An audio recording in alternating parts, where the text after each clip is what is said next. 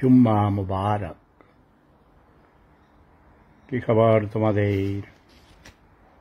আমি এখন পাহাড়ের অনেক উপরে, যেখান থেকে সূর্য অনেক কাছে দেখা যায়, চন্দ্র অনেক কাছে দেখা যায়।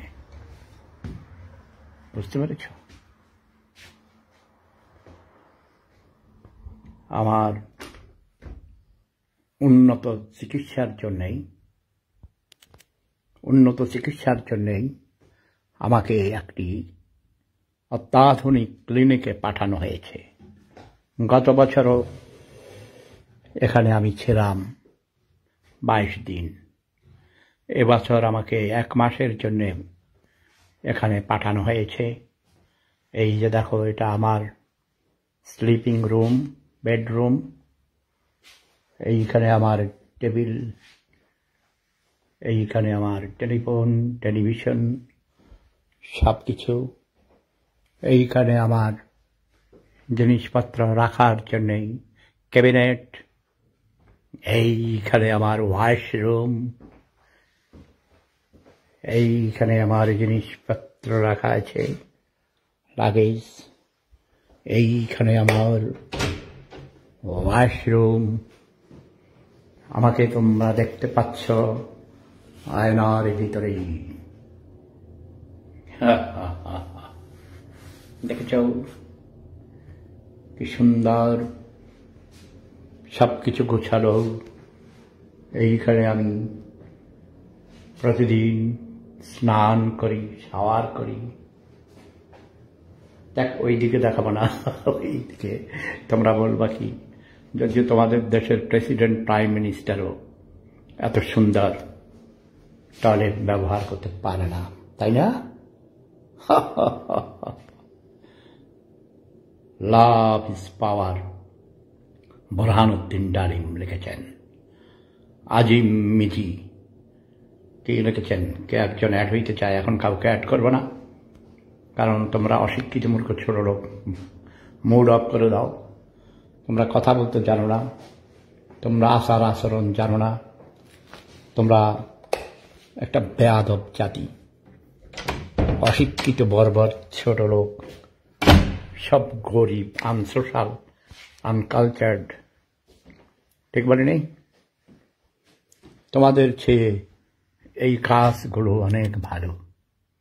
এই পাহাড়, এই ঝর্ণা, এই মাঠ, এই ঘাস, এমনকি এই পাথরগুলো তোমাদের চেয়ে ভালো। তোমরা অমানুষ, তোমরা মানুষ নামের কলঙ্ক, তোমরা রাজাকার, ছোট লোক, গরিব। ইফতেখারুল আলম পাটারি, দাদা শাহরাস্তি থেকে দেখছি। ও আমার প্রিয় শাহরাস্তি, তুমি কোন জায়গায় শাহরাস্তির? তুমি একটু মাজার শরীফে গিয়ে আমার জন্য খাস করে দোয়া করেছ দাদা।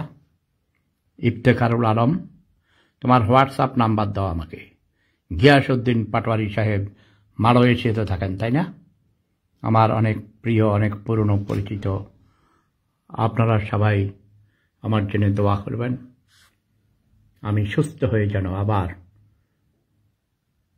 আমার নিজের বাড়িতে ভিয়েনাতে ফিরে যেতে পারি। বাংলাদেশে যাওয়ার কোনো ইচ্ছা থাকলেও আমি যাব না, কারণ ওই দেশে কোনো মানুষ থাকে না। মানুষের মতো কিছু চেহারা আছে, কিন্তু পশুর চেয়ে অদম প্রাণী সেখানে থাকে। ঠিক বলে নেই না? এখন বুরহানুদ্দিন কথা বলা যাবে না, কারণ আমি এখন থেরাপি করতে যাব। পরে অন্য সময় কথা হবে। সবাই ভালো থাকুন, সুস্থ থাকুন। যেই দেশে রাজাকার, যারা এদেশের স্বাধীনতা চায়নি, মহান মুক্তিযুদ্ধের বিরোধিতা করেছে, তারা এদেশ এখন শাসন করছে। কাজেই যারাই সুযোগ করে দিয়েছে, ডক্টর ইউনূসের মায়ের আমি কুত্তা দিয়ে চোদাই চোদাই চোদাই চোদাই। ডক্টর ইউনূস খানকির ফলা তার 14 গোষ্ঠী রাজাকার ছিল। ব্যবসার ফলা শিক্ষিত লোকদের ভাইস চ্যান্সেলর, আমার নাতি, আমার পারিবারিক আত্মীয় প্রফেসর ডক্টর নাজমুল হাসান করিমুল্লাহ, যার আন্ডারে কয়েক ডজন ডক্টরেট করেছে, তার মতো স্কলার বাংলাদেশে খুব কম শিক্ষক আছে।